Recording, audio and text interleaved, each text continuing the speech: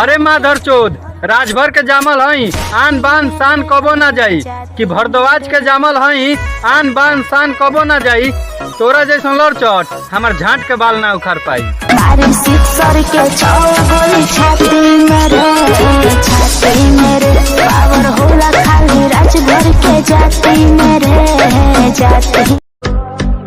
कि ढेर बढ़ चढ़ के बोला तारे समझो तारे के डर जाए कि ढेर बढ़ चढ़ के बोला तारे समझो तारे के डर जाए।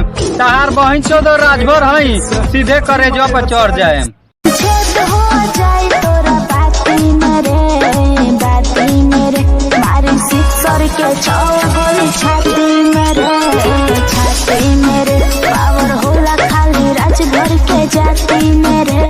राजभर जी के लड़का हई लोग हमके पैदाइशी बदमाश कहेला।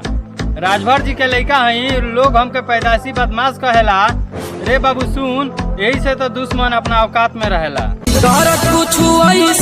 खास देहब हो राजभर हई भीतरी ले धास देहब हो राजभर हई भीतरी ले धास देहब हो। जितना नशीला शराब होला वैसे कई गुना हमार दिमाग खराब होला कि जितना नशीला शराब होला वैसे कई गुना हमार दिमाग खराब होला। ये राजभर के टोला है बाबू, यहाँ जवान का तो जवान का बूढ़ो रंगदार होला। खास देहब हो राजभर हई भीतरी ले धास देहब हो राजभर हई भीतरी ले धास देहब हो। सुन सुन सुन बेटा बोलो तारे बढ़ चढ़ के सुन बेटा बोलो तारे बढ़ चढ़ के राजभर जी हई घुमचा देम छतिया पर चढ़ के।